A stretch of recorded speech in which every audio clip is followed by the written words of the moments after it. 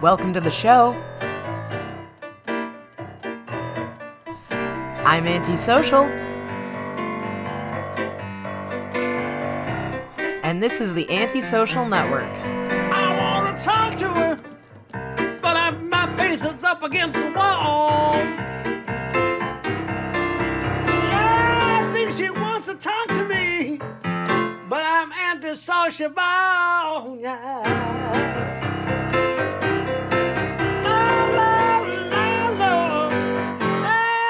Antisociable.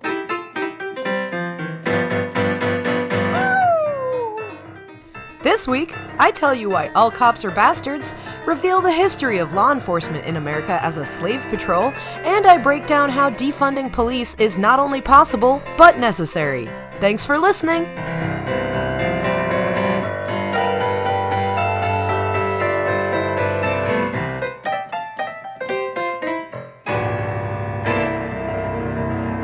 I'm antisociable, honey. Yeah. Look, something needs to be done about the police in this country. Cops themselves whine all the time about how they have too much on their plate, about how they're all exhausted from forced overtime and the nature of their job, and about how the public needs to cut them some slack.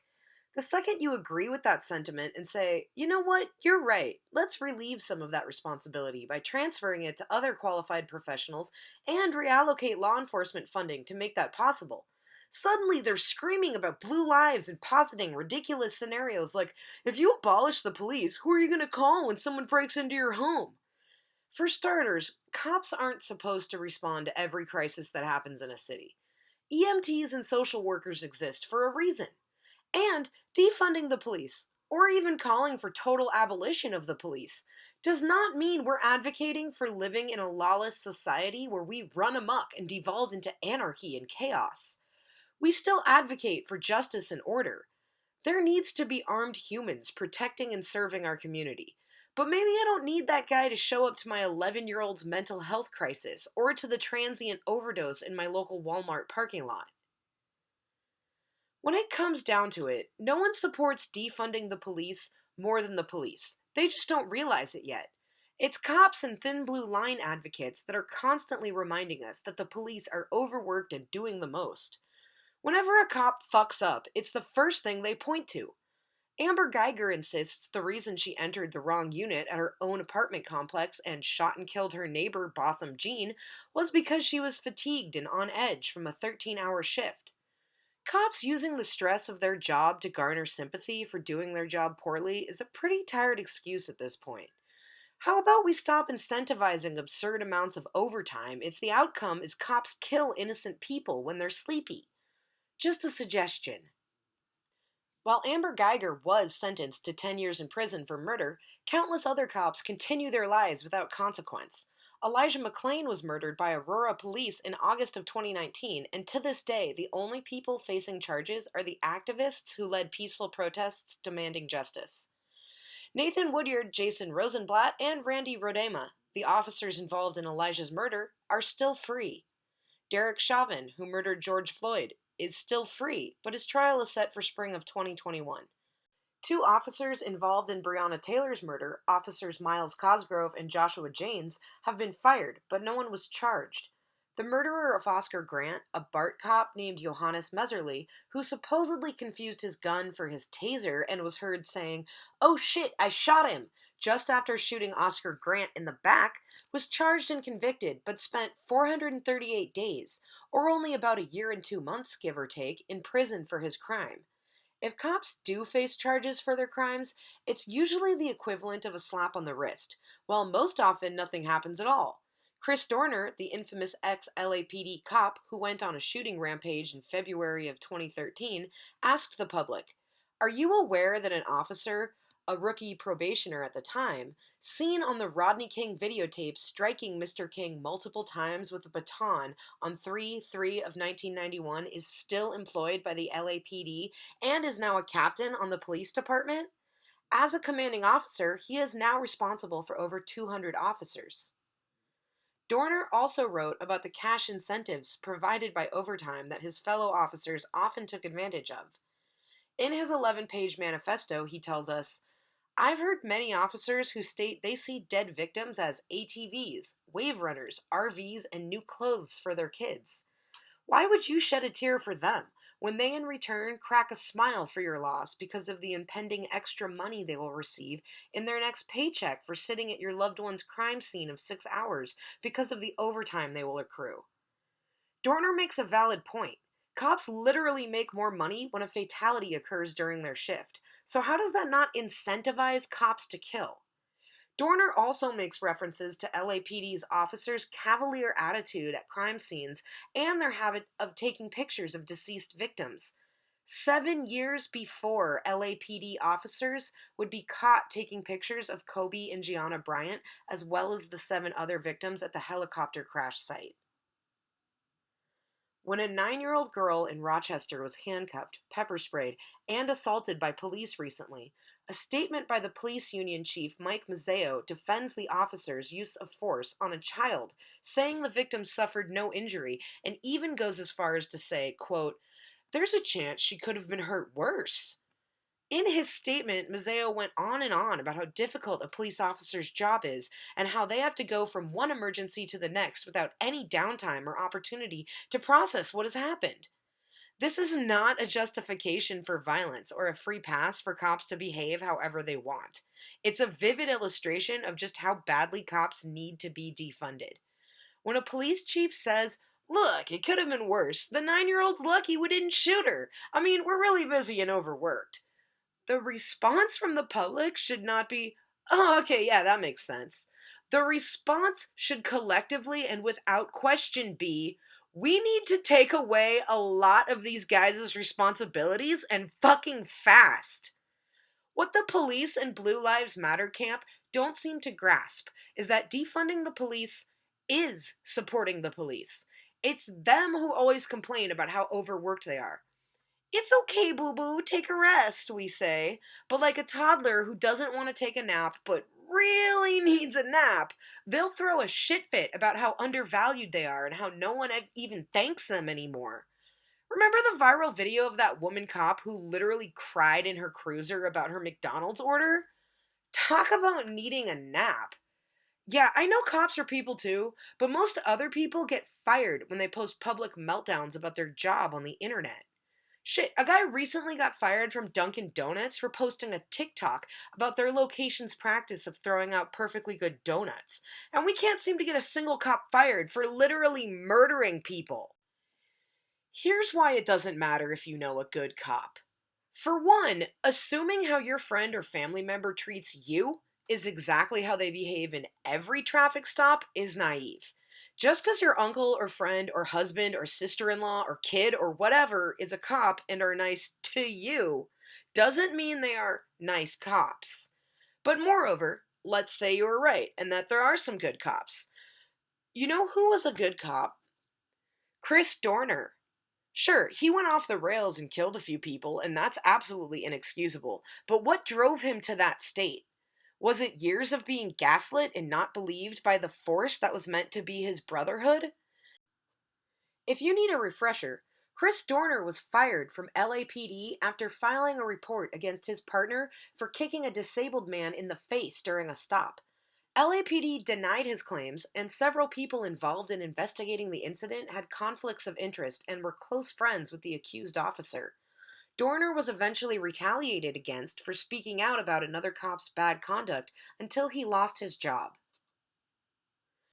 The problem with systemic corruption is it doesn't matter if there are good cops, because the nature of the broken system makes it literally impossible for them to report misdoings or even expose bad cops. They will lose their job and be ostracized if they try to speak out. Russ Adams, a former cop, wrote in an online post about his previous profession, I used to be a cop. I did it for about 4 years. I quit because I realized that we were all criminals. Every last one of us. The ones who weren't corrupt, brutal bigots all knew the ones that were, but we did nothing about it because we didn't want to die in a quote training accident or because backup decided to take their sweet ass time getting to the scene. Those of us who knew and did nothing were accessories, and therefore also criminals. What Adams is describing is the blue wall of silence. Being in law enforcement is a good old boys club, and if you don't keep their secrets, they're not going to protect you. You're only as good as your worst player, and what people always seem to forget about bad apples is that how the phrase actually goes is one bad apple ruins the whole bunch.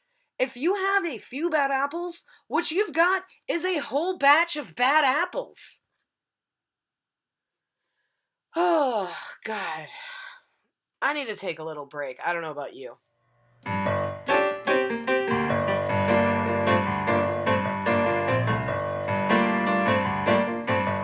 Do you sleep till noon, smoke 3 grams of weed, and then drink 2 pots of coffee and wonder why you're cranky?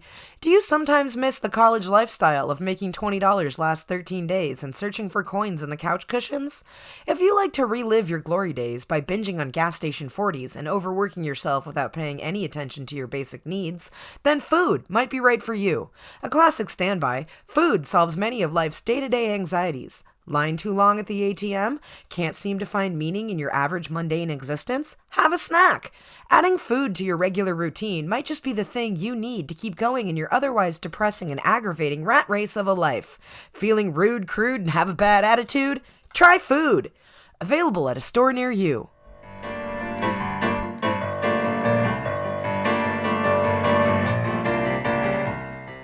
Are you tired of at-home tattoo treatments that leave your spouse disappointed and your skin infected?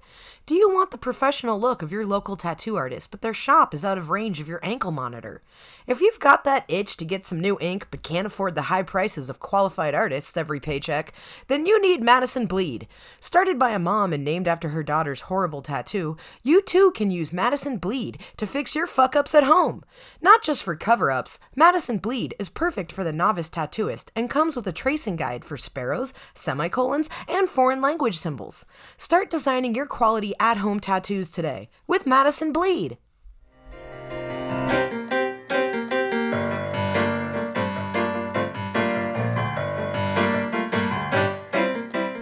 From the inventors of Coachella, Burning Man, and Keurig, the hottest thing since Fire Festival and the coolest thing since that dried ice dragon breath drink thing, comes a subscription box like no other, the Posercella subscription box. Do you always have the inside track to everything hip and new before it goes mainstream?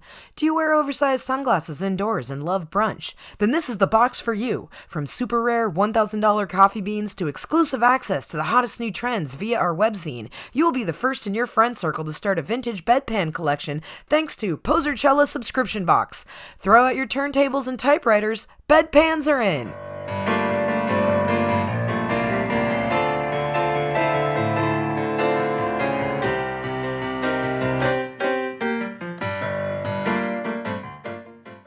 And we're back. Another black cop who spoke out about police corruption recently is not making the news, but everyone should know his name.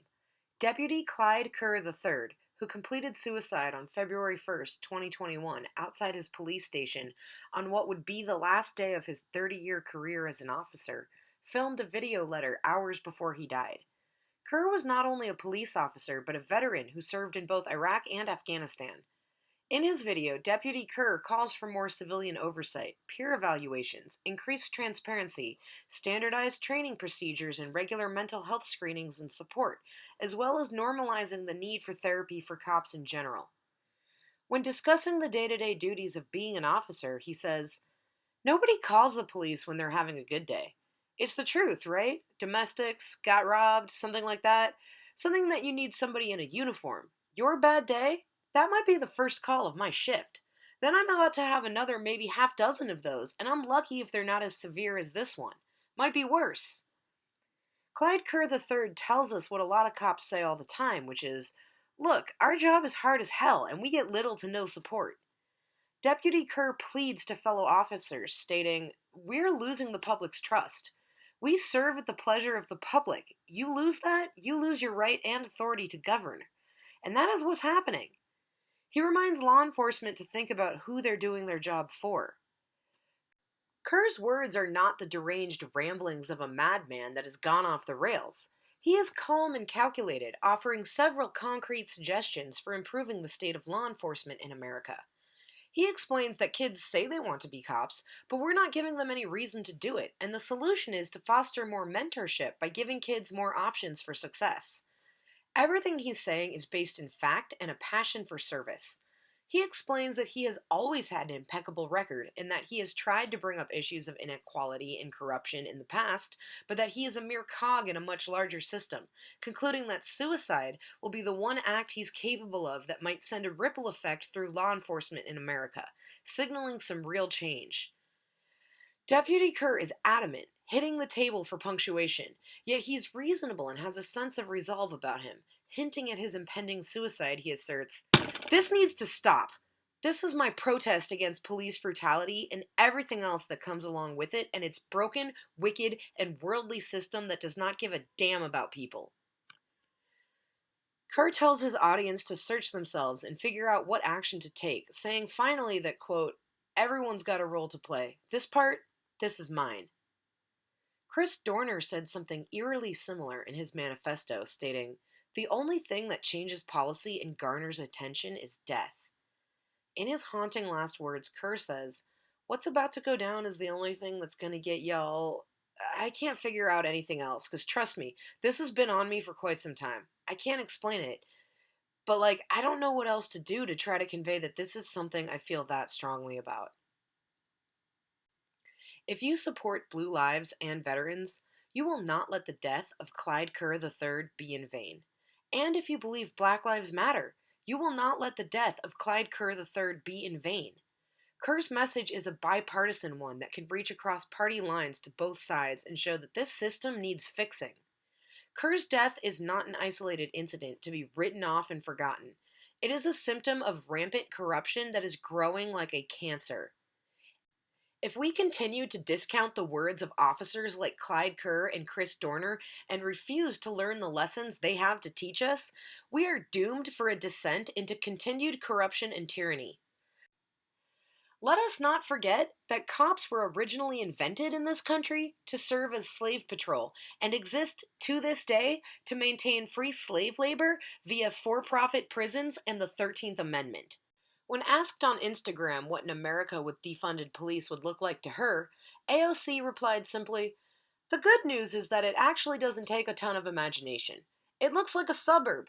She explained affluent white communities already live in a world where they choose to fund youth, health, housing, etc. more than they fund police. These communities have lower crime rates, not because they have more police, but because they have more resources to support healthy society in a way that reduces crime. Representative Ocasio-Cortez goes on, saying that when a teenager or preteen does something harmful in a suburb, I say teen because this is often where lifelong carceral cycles begin for black and brown communities. White communities bend over backwards to find alternatives to incarceration for their loved ones to protect their future, like community service or rehab or restorative measures. AOC asks, why don't we treat black and brown people the same way? Why doesn't the criminal system care about black teens' futures the way they care for white teens' futures? Why doesn't the news use black people's graduation or family photos and stories the way they do when they cover white people, for example, Brock Turner, who commit violent crimes? Affluent white suburbs also design their own lives so that they walk through the world without having much interruption or interaction with police at all, aside from community events and speeding tickets. And many communities try to reduce those too. Just starting there would be a dramatically and radically different world than what we are experiencing now. AOC said defunding police looks like a suburb. Another example of defunded police would be the Cahoots program in Eugene, Oregon that's been operating since 1989. Now, this information is available online, but I personally got my deets on TikTok from black creator GL Jones 300. Check him out. The program called Cahoots stands for Crisis Assistance Helping Out on the Streets, and in the 31 years since its inception, Cahoots has not been the cause for any deaths or serious injuries, which is remarkable.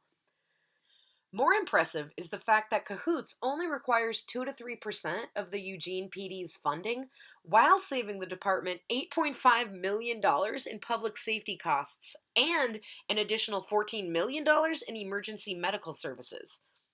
It gets better. Cahoots only takes 2 to 3% of the budget, yet they respond to 20% of dispatch calls. The way it works is each Cahoots team is made up of two trained professionals. One is an EMT and the other is a crisis handler.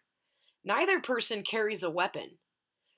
The Cahoots team can provide assistance ranging from suicide prevention, crisis counseling, conflict resolution, substance abuse, housing crises, first aid and non emergency medical care, resource connection and referrals, transportation services, and more.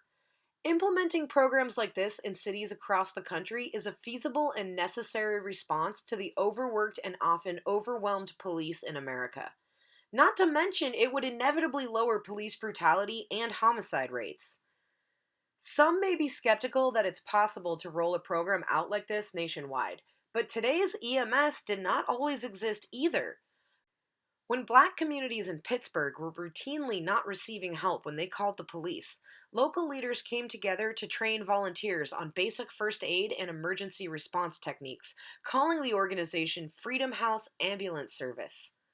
At the time, in the 1960s, ambulances existed, but they did not go everywhere and were privately owned and operated. Freedom House recruited young black men who might otherwise be considered unemployable and would service Hill District, which was mostly black. Eventually, Freedom House would serve as the model for emergency response systems nationwide. According to an NPR segment about it, Dr. Peter Safar, one of the founders of Freedom House, pioneered the use of cardiopulmonary resuscitation and emphasized the importance of treating patients en route to the hospital, not just transporting them there. The Freedom House ambulance service was really revolutionary in that it was in effect an emergency room on wheels. Pittsburgh became a hub for healthcare professionals, and the implementation of similar EMT services now exist across the country. There is no reason why a similar integration of the Eugene Cahoots program couldn't work in the same way. Ultimately, everything points in favor of defunding police. It's clear that all cops are bastards because of the rampant corruption and code of silence that makes it impossible for good cops to right the system. Good cops who speak up too often become ex-cops because of the unfair preferential treatment towards bad cops who remain silent. It can take anywhere from 6 months to a year to become a cop, and there's no education requirement, only a minimum age requirement. On average, it takes 7 years to complete the education requirements to become a lawyer and practice law, and it takes 4 to 6 years to become a social worker. Yet neither get to carry a gun. Cops can't routinely cite their lack of resources and support as reason why they sometimes fall short, and then rally against defunding police at the same time. Defunding the police can and does look like providing additional support to officers by alleviating some of their burden. In the same way police are helped by the assistance of firefighters and paramedics, a defunded police force could consist of many different teams that also work side by side with officers. There is no reason for either the left or right to be against defunding when it is framed in a way that both helps communities and supports cops. It's a win-win. That's the show. I'm Antisocial, and this is the Antisocial Network. Subscribe to my podcast for new episodes every Wednesday. And if you like what you heard, please rate and review in iTunes. Find me on Instagram at The Antisocial Network, catch me on the app Stereo, and sign up for my Patreon for $5 a month to get even more access to me, Antisocial. Tune in tomorrow for a bonus episode and sneak peek into my Patreon content. Later! But I'm antisociable, yeah. Antisociable.